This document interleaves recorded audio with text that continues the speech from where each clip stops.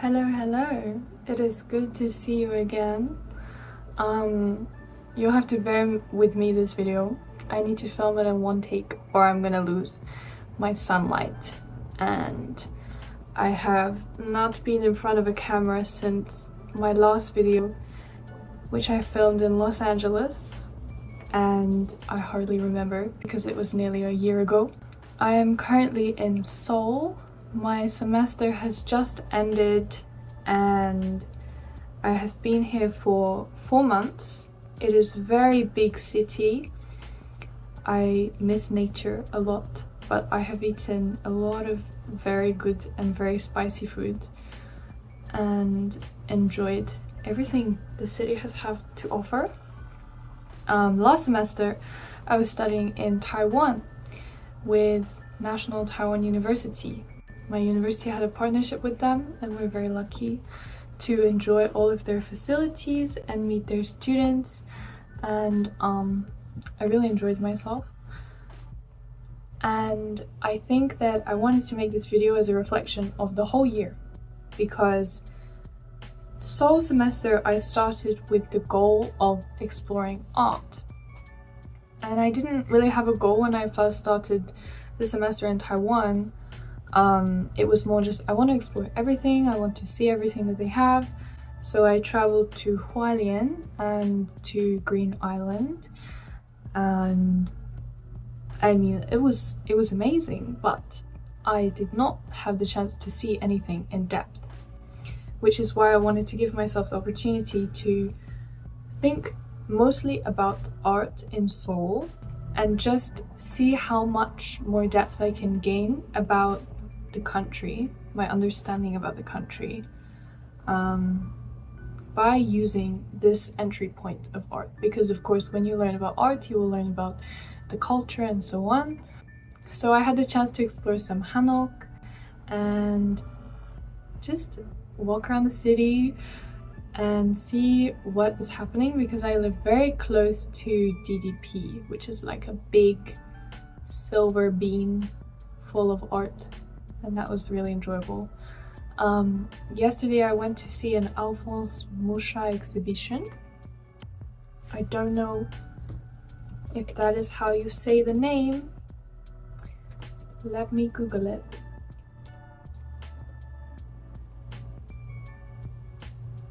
How do I make it speak? Alphonse Musha. Oh, I don't know if that is correct. Alphonse Musha. Okay. Neither of those are very convincing. I will say Musha. Yes. Yesterday I visited Alphonse Musha exhibition with like a very sweet Korean girl I met here. She's studying French literature, and we both thought that Musha was French until we got there.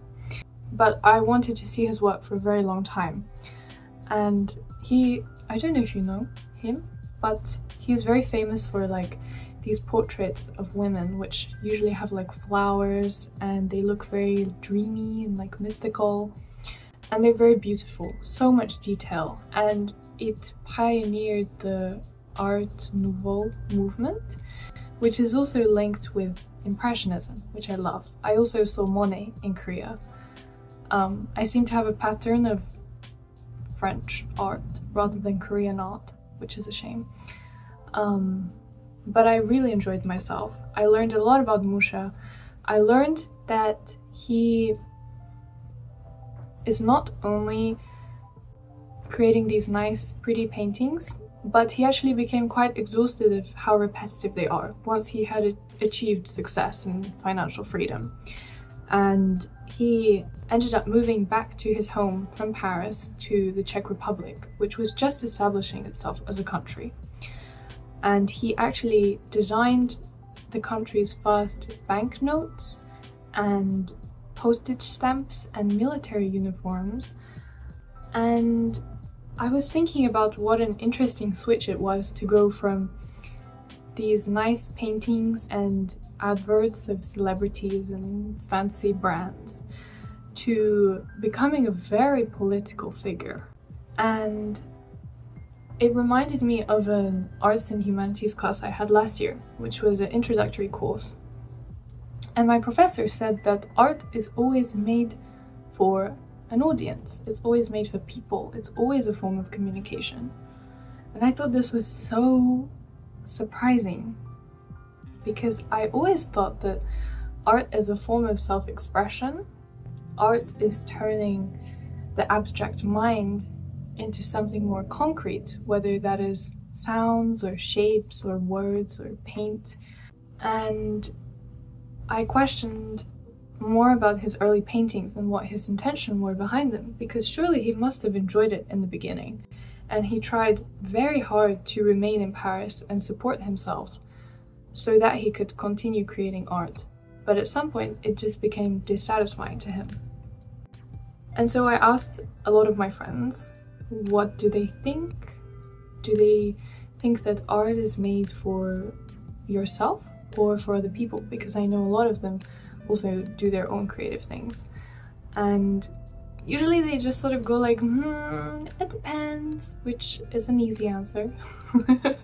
Not blaming them. And most of the time people said it was for themselves.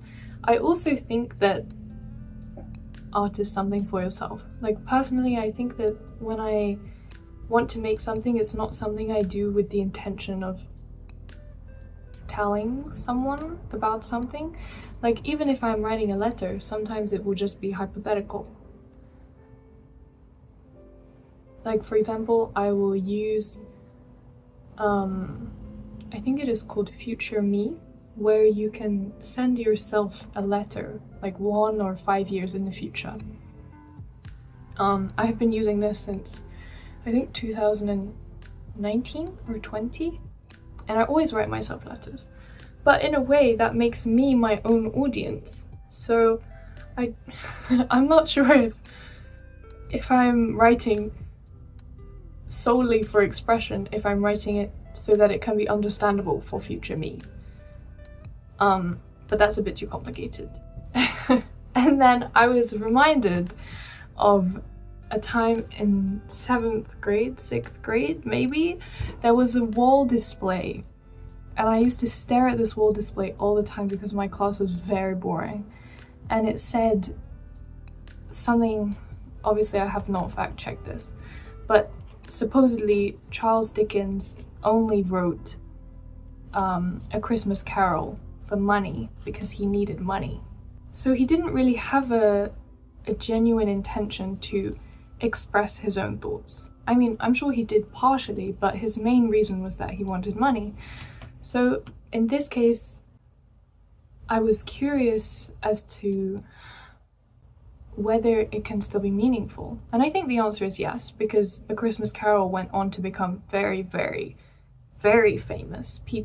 Millions of people read it for over a century, and it has become such an important part of like English literature.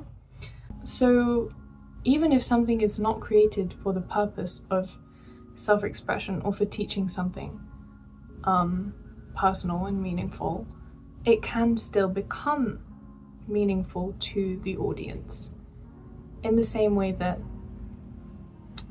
I don't know if I should keep giving these examples that are not very relevant, but I think it relates back to how art is more of a lens of how you see things rather than something that you create formally. So it doesn't necessarily mean that painting on paper is art, but it can mean that like maybe just like a very artistically arranged line of birds on a telephone wire may be considered art by someone. But my conclusion of this video is that creativity should always be encouraged, regardless of the intention. And I think that I have really missed making videos. I have been drawing a lot. I have hopes to scrapbook with lots of little pieces of junk I have picked up around my time in Korea, and writing a lot, but it's really not the same as making videos, and I'm very pleased to be back and filming again, even though it feels a little bit awkward. But I hope that you enjoyed what I talked about, and I also hope that some people can help me find something interesting, a new purpose of what to do when I'm in Buenos Aires, which is my next rotation city. So if you have been to Argentina, please tell me where I should go, what to do, what to eat, where to visit. I want to know all of the tips. So I will see you soon. Bye!